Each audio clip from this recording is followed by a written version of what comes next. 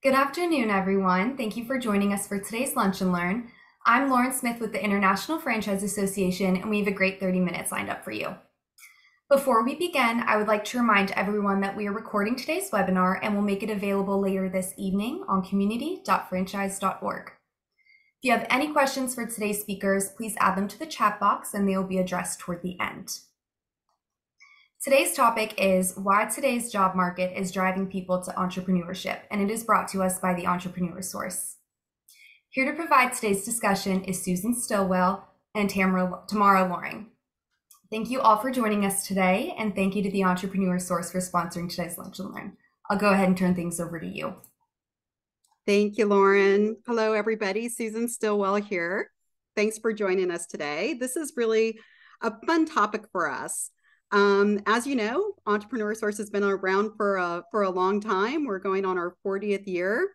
And what I will tell you is there has never been a more exciting time to be part of the world of franchising. And what we're seeing is really something that we haven't seen before in the marketplace. We are having a record-breaking year. Our members are having record-breaking years. And a lot of it is what is really driving folks to entrepreneurship. And we're going to talk a little bit about the data behind it and why we're seeing a career revolution. But then we're going to tell you, we're going to give you the why, but then we're going to tell you what to do about it. How do you really engage this great market? So let's start off with just a little bit of data. So when we take a look at what we call the seeker market, right? These are folks that are out looking for something new. It's crazy what we're seeing. So there is a Gallup survey out, and it's on Gallup.com, and it's called State of the Global Workplace. And here's what it tells us is in today's seeker market, workplace engagement, 18% of people are quitting loudly. I don't like it here anymore, and I'm leaving. Another 59% are quitting quietly. Not really happy here, but I'm really going to be open to looking for that next career move. And only 23% of people today are engaged at work. I love what I do. Can't wait to get to work every day. This is my career path. And what it says is that we're having a work quake, meaning 70% of people today are unhappy at work, and 75% of people, and that equates to about 100 million people that are in the workplace today, are looking for something different. But the fascinating thing about the survey is what it tells us is people aren't looking to climb the corporate ladder. They're really not looking for that next corporate job. What they're saying is, I'm ready to dig. And I really need to ask myself, what's going to make me happy in my next career? So the seeker market is large. And the folks that we work with, here's the fascinating thing. Everybody's thought about doing their own business. Most people have never even considered franchising as a possibility. So the way we communicate with these folks matters. So let's talk a little bit more about the seeker market. There is another survey that we took a look at, and this is from the Bureau of Labor Statistics. And what this tells us is, even if I find the dream job, the job that I think is going to be my next best career, out of those jobs, if you are between the ages of 35 and 44, 26% of those jobs are going to end in less than a year. It's a revolving door. And 61% of those are going to end in less than 5 years. And if you are between the ages of 18 and 54, you are going to have an average of 12.4 jobs. That's a lot of jobs. That's a roller coaster. That's what we refer to as the battered career syndrome. Now, we took a little bit deeper dive into this, and we went to our folks at Guidant Financial, and we said, okay, why did business owners make the leap? what was the biggest motivator for them? 28% were ready to be their own boss. 23% were dissatisfied with corporate America. 13% were ready to pursue a passion. 10% were laid off or their job was outsourced. Another 10% were ready to retire. And another 9%, the opportunity presented themselves. So the motivation is there, but then it becomes how do I get where I want to go?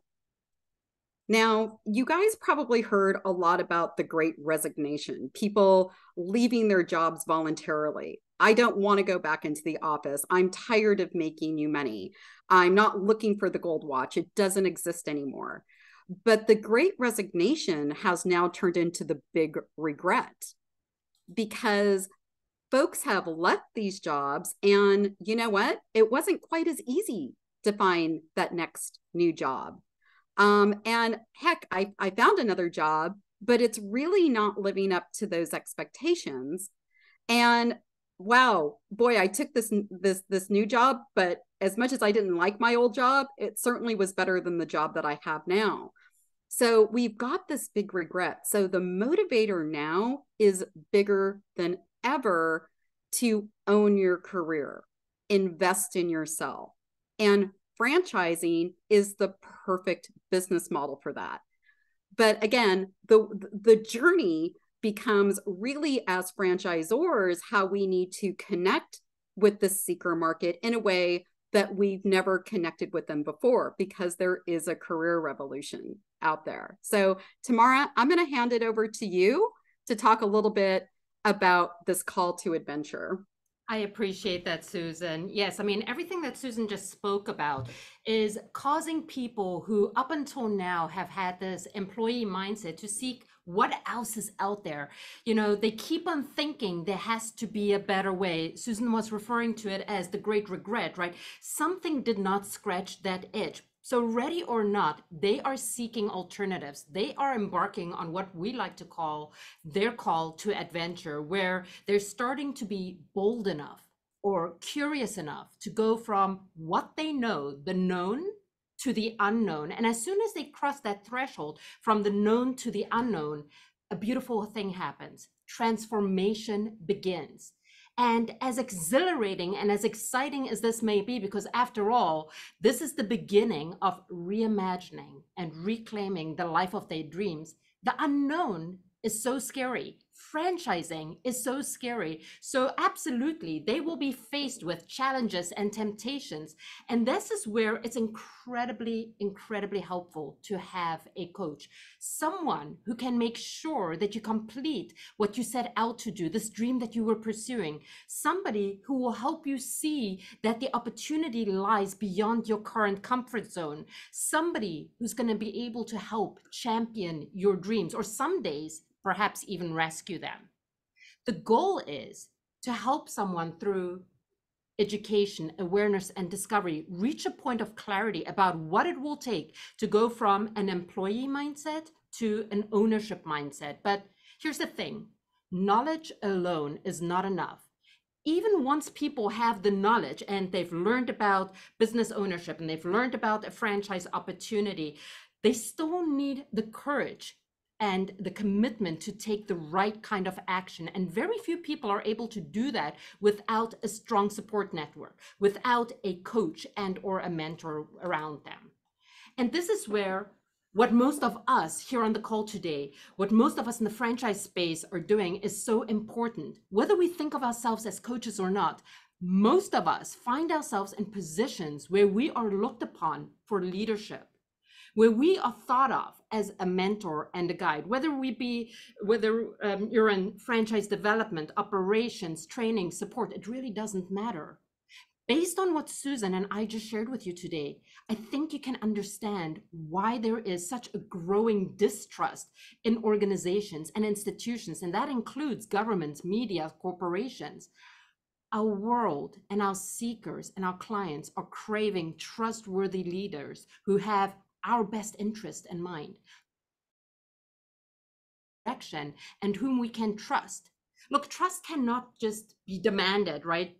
if I show up and say, hey guys, go ahead and trust me. No, it is earned.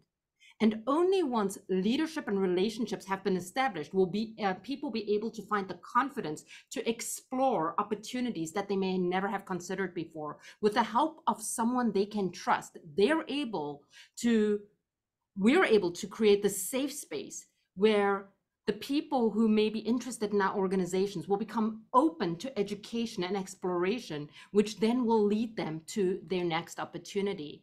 But in order to position ourselves as leaders and the authority and to earn someone's trust, you've guessed it, communication is absolutely key. Understanding how your clients and your candidates communicate, understanding how your franchisees and your team communicates, and ultimately, don't forget, understanding how you communicate is key. Look, as long as we are dealing with human beings, excellent, consistent, deliberate communication is definitely easier said than done. Why is that? I love the quote at the bottom of this screen here. Somebody once said to me, and this is something I learned a long time ago, they said, different does not equal wrong. Different equals different. Thankfully, our founder, many of you know him, Terry Powell, introduced people like Susan, myself, and the rest of our team to some tools and resources and thought processes that really have shaped the way we communicate. And we would like to share some of those tools and those resources and those thought processes with you today. But before we do, Susan, I think you may have chat up. If we could maybe check in with our audience today and see, let us know, are there some tools and resources that you use in your organization to be better and more effective communicators? I'm just kind of curious. I'd love to see what you guys come up with. So Susan, as you are looking at chat, let's see, I'm going to pull up chat here and see if I can see something too.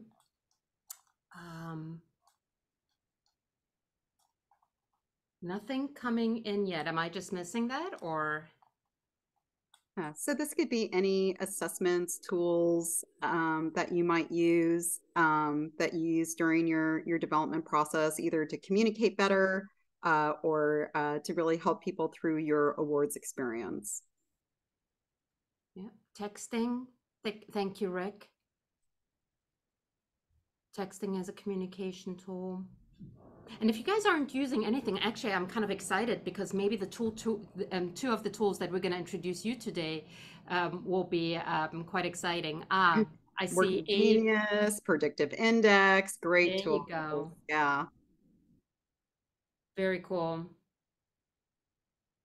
Working Genius, yep, familiar with that one too. Predictive Index, like you said. All right, well, now things are coming in. And in addition to the different modes, right, of, using Slack versus phone call versus email, and so forth. So yeah, I mean, absolutely, everything is a resource and a tool that we get to leverage and that we get to use. So as I'm looking at Working Genius and Predictive Index, some of the two tools that we've been using at the Entrepreneur Source happen to be two of my favorite tools, along with Colby and some other things there, are DISC and Driving Forces from TTI, Targeted Training International. And I'll take a few minutes to explain why we love these and how we use these.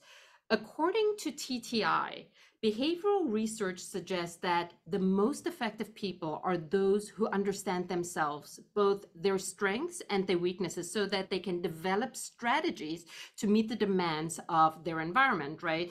So we're always adapting and kind of figuring out what the situation calls for. A person's behavior is really a necessary and integral part of who they are. TTI calls it the universal language of how we act.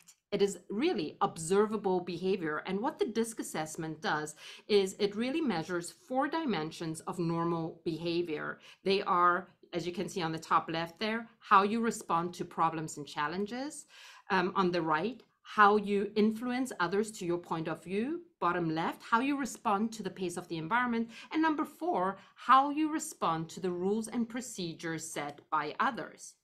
Now remember, just like any tool, right, you can use it for good and for bad, or more effectively or less effectively. DISC is not a tool to judge. It's not a tool to pigeonhole. It really is objective. There is no right or wrong. There is Trust me, no better or worse. For those of us who know DISC, right, we have a tendency to say, ooh, this person's like this, or ooh, that person's like that. But really, it's supposed to be objective. I know for myself, before I had an understanding and even an appreciation for DISC, all I knew was that I perceived some people that I got to interact with as either energy suckers or energy givers. And turns out the people who did not think like me, who didn't speak like me, who didn't act like me, well, I think you can guess it. They quite frankly sucked the energy out of me. And because I didn't know better, I inadvertently tried to coach people and manage people and lead and persuade people into my way of thinking, into my way of doing things, and my way of solving problems, whether it was how I responded to problems or challenges, or how I influenced others to my point of view, or how I responded to the pace of the environment, or the rules and procedures set by others. Any of you ever tried to perhaps coach a spouse or a child into your way of doing things? Well, I certainly don't want to speak for you, but I know at least in my family, when I try to do that, it usually backfires because I'm not honoring who they are. I'm trying to force and mold people into my way of doing things. And over time, I've actually come to appreciate how when people are faced with problems and challenges, they will respond differently. If you look at the column in the center of the screen there where it says dominance, right? Some will be more venturesome, more decisive, more competitive, more determined. On the flip side, others will be more calculating, more cooperative, more hesitant, more cautious. Same for how people influence others to their point of view. If you look at the second column where it says influence, some will be more trusting, optimistic, poised, convincing, where others will tend to be more reflective, factual, calculating, and skeptical. And you can see the charts for S and C also, the steadiness and the compliance, or sometimes I hear them call that conscientious, like how you respond to the environment and how you respond to the rules and procedures set by others.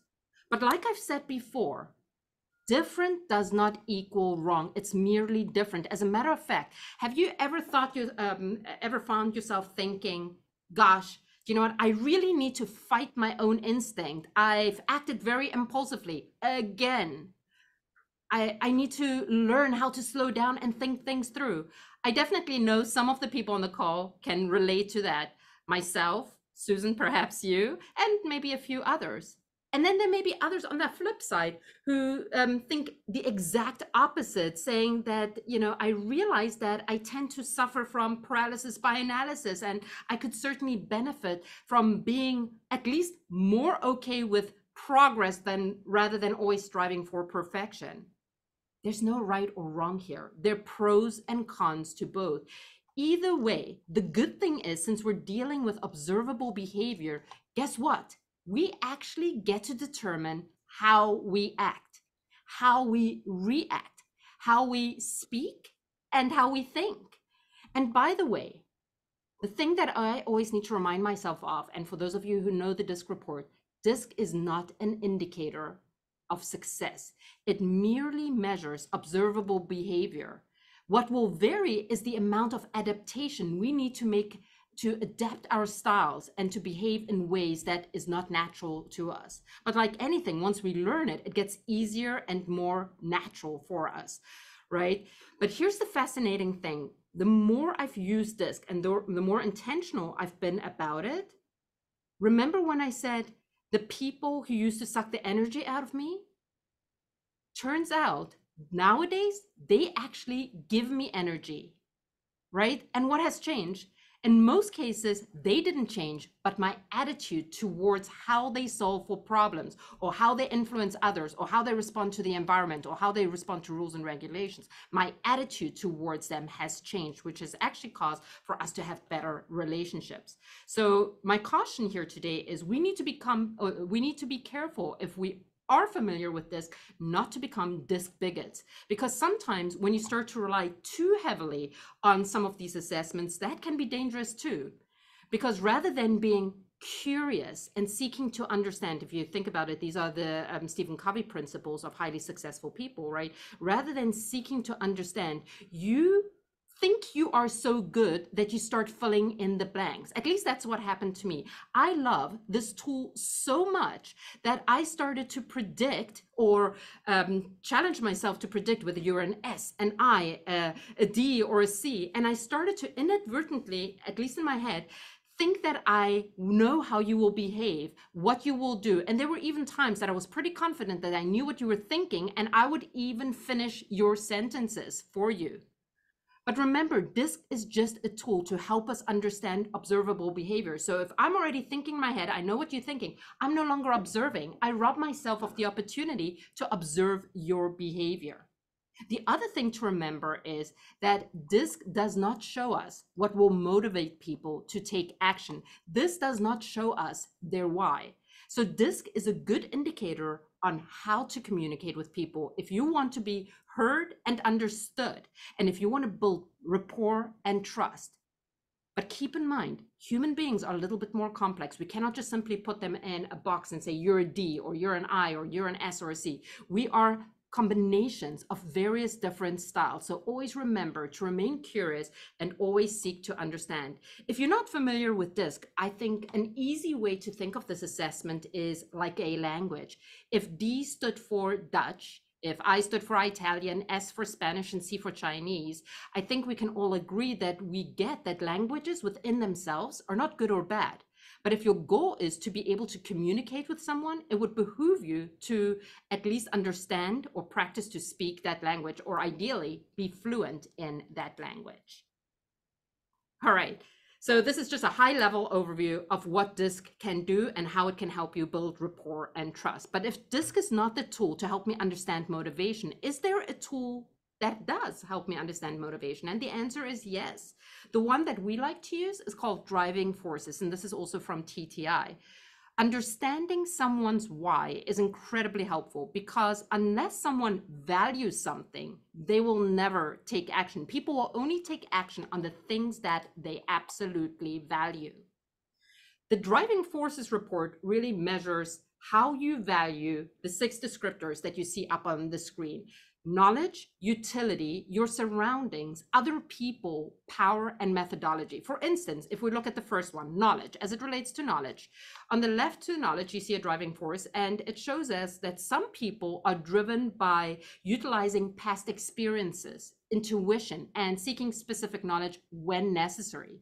On the right-hand side of knowledge, you see the other end of the spectrum. Others are driven by the opportunity to learn, to acquire knowledge, and the discovery of truth.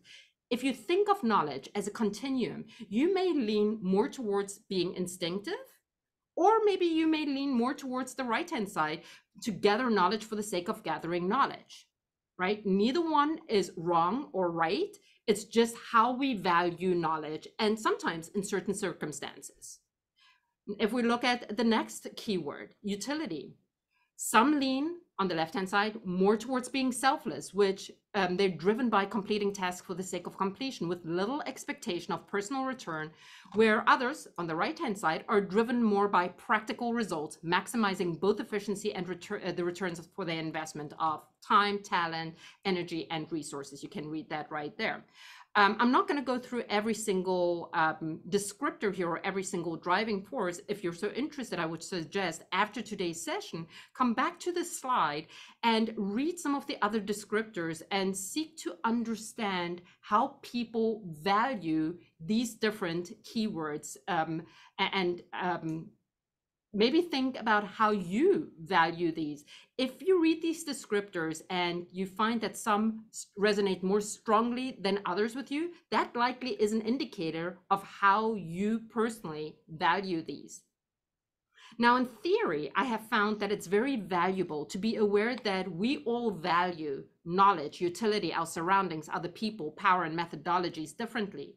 I also find it helpful to know that our top 4 driving forces, so you can see that there are 12 driving forces, 6 to the left of the descriptors and 6 to the right, that we all value those differently. But our top 4 will most likely move us into action, where our next 4 will be situational. They will have a strong pull, but only in certain circumstances. And finally, what I also find fascinating is that our bottom 4 driving forces will identify varying levels of indifference or total avoidance.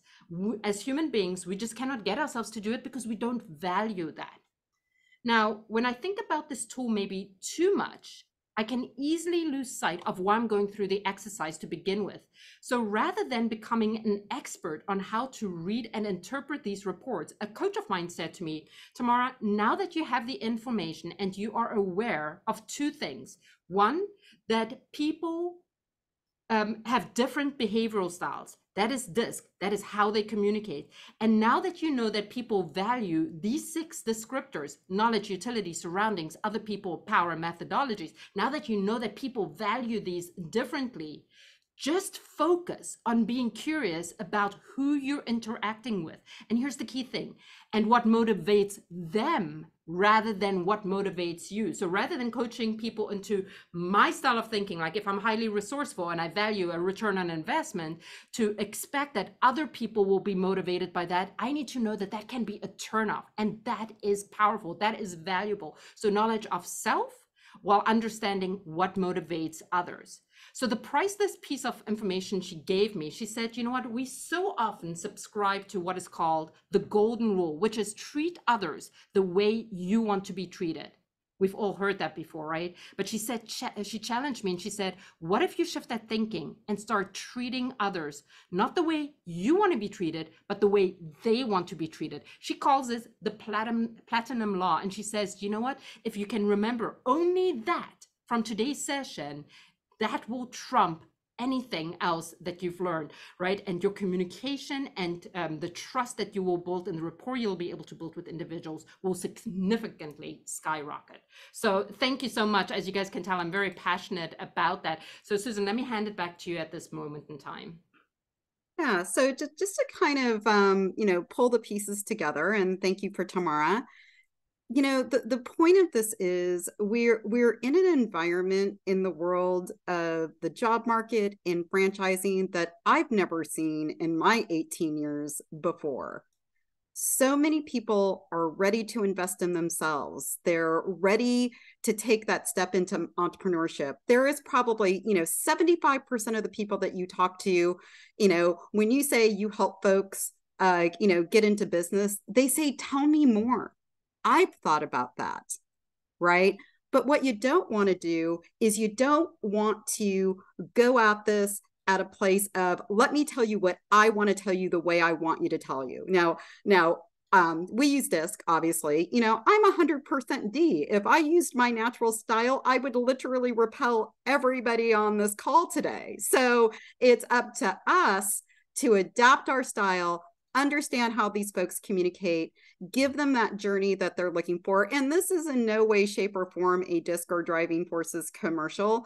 It's just an eye-opener that if you haven't thought about communication, if you haven't thought using about assessments, not to determine whether somebody's going to be good or bad for your franchise, but in a way to really reflect, understand how you communicate, how can you better connect with this amazing group of folks that if you give them a little time, a little energy, you communicate well, you will likely find some of the best franchisees you will ever find in your system. And again, you guys mentioned a lot of these. There's lots of great tools out there. There's Colby, there's Strength Finder, Predictive Index, Working Genius. You guys have mentioned a few more. Again, we just like to make you aware of how amazing it is to be in the world of franchising today. And if you're looking to grow your brand in a healthy way with the best franchisees you will ever find, make sure you're taking the time to communicate well and leverage some of these tools. So again, you don't need to be right. You really want to be successful. You want to adapt your communication style to really tap into this massive market, and always remember you are in control. So thank you for your time today. I think we used our whole 30 minutes there. Yeah, I quickly scanned the chat and a lot of appreciation for some of the tools and the resources that are out there, right? I think it's about being mindful and really keeping in mind who we're interacting with. And love what you said, do you want to be right or do you want to be successful? Different doesn't equal wrong. It's different. So we trust that there was a lot of value here today. Love seeing our franchise family and our franchise friends. So thank you so much for being here with us today. Thank you. Thank you so much, Susan and Tamara. This was excellent content and excellent feedback from all of you. We really do appreciate it. Again, this webinar was recorded and along with the presentation deck will appear on our website early this evening. You'll be able to find that at community.franchise.org. Thank you very much again to Susan, Tamara, and the Entrepreneur Source team. And again, thank you to everyone for tuning in. Have a great rest of your day and stay safe and healthy. Bye. Thank you. Bye. Thank you.